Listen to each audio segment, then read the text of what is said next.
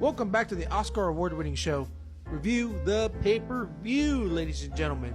We're here with Bragging Rights 2009. I guess this was supposed to be a knockoff Survivor Series, but overall the show was an okay show at best. Maybe 2 good matches on the show, and everything else was pretty weird. There was 3 matches for the Bragging Rights Trophy, Raw versus SmackDown. Well, let's get into it. Kicking off the show was a SmackDown versus Raw Bragging Rights match. The Intercontinental Champion from SmackDown, John Morrison, took on The Miz from Raw, the United States Champion. It was a 2.5 out of 5 stars. It was okay. They were former tag partners. Let's see. The Miz was wearing a mouth guard. I don't even remember him doing that. But Miz wins. He takes a point for Team Raw by knocking off John Morrison from the top rope. He was trying to do the fucking 450 whatever move he does, and The Miz takes the win. Following that was the Divas SmackDown vs. Raw bragging match. From SmackDown was the Women's Champion Michelle McCool teamed up with Beth Phoenix, Natalya against Raw's Divas Champion Melina, Kelly Kelly, and Gail Kim. I was surprised Gail Kim was in this. I forgot she was in WWE for a minute. This match was at least 2 stars in my opinion. It was good, but it was alright for the most part, because Beth Phoenix and Gail Kim, I think I said they killed it. I hate Kelly Kelly screaming when she does her spinning, her and Karana. And Beth Phoenix gets the win with her glam slam to Melina. And Kelly Kelly did nothing. She was outside the ring watching, and she didn't fucking care, I guess. Before the next match, there was a Raw team segment. It was pretty funny. I was actually laughing a lot.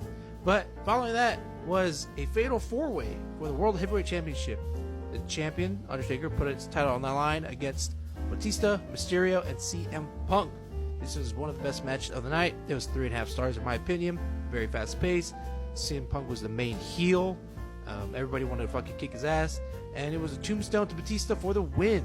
After the match, Batista turned on Rey Mysterio, saying he thought he was his friend. It's that famous promo where he says he's going to knock his head off, and clotheslines him, and starts kicking his ass. But following that was the last match for the SmackDown vs. Raw bragging rights. It is a 14-man tag, Raw vs. SmackDown. So, on Raw's side was DX's Triple H, Shawn Michaels, Cody Rhodes, Kofi Kingston, Jack Swagger, Mark Henry, and one half of the Unified Tag Team Champions, Big Show, against SmackDown's Kane, Tyson Kidd, David Hart Smith, Matt Hardy, R-Truth, Finlay, and the other half of the Tag Team Champions, Chris Jericho. I want to point out that Cody Rhodes, I don't think he got tagged in at all this match, which is crazy. Also, this was not a elimination. This is one pinfall, and that's it, which I found very strange for 14 men in the ring. So Big Show decides to turn on Team Raw and chokeslam Kofi Kingston, so Jericho get the win, which is alright, I guess. It should have been expected. Big Show turns, I don't know how many fucking times. 2-star match. It was okay. I mean, what can you give for 14 men? And for the main event, Randy Orton puts his WWE title on the line against John Cena in a 1-hour anything goes Iron Man match. If Cena loses, he has to leave Monday Night Raw, and this is their final match. In the first 4 minutes of the show, John Cena puts Randy in STFU and gets his first pin of the night. Well, submission of the night.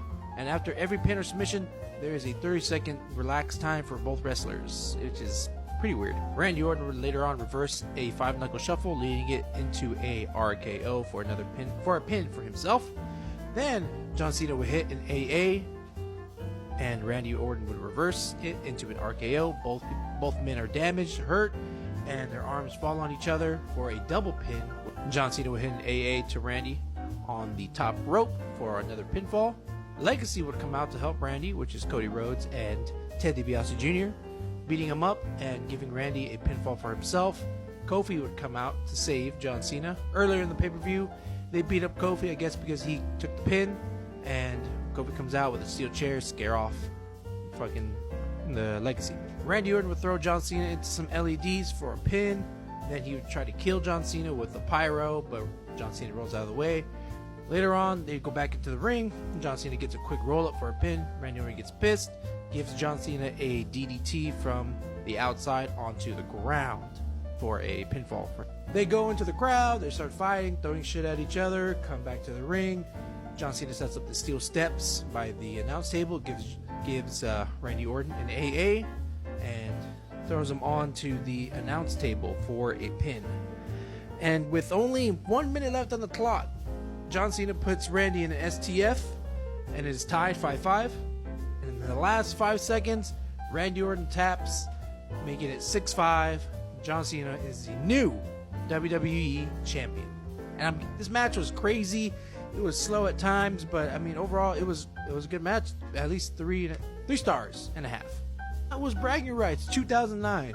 I keep getting 2000 matches. I can't wait to get something in the 90s or in the 80s. Just some matches I have never seen before. And until next time, I've been the Deliverance, and this has been Review the Pay-Per-View.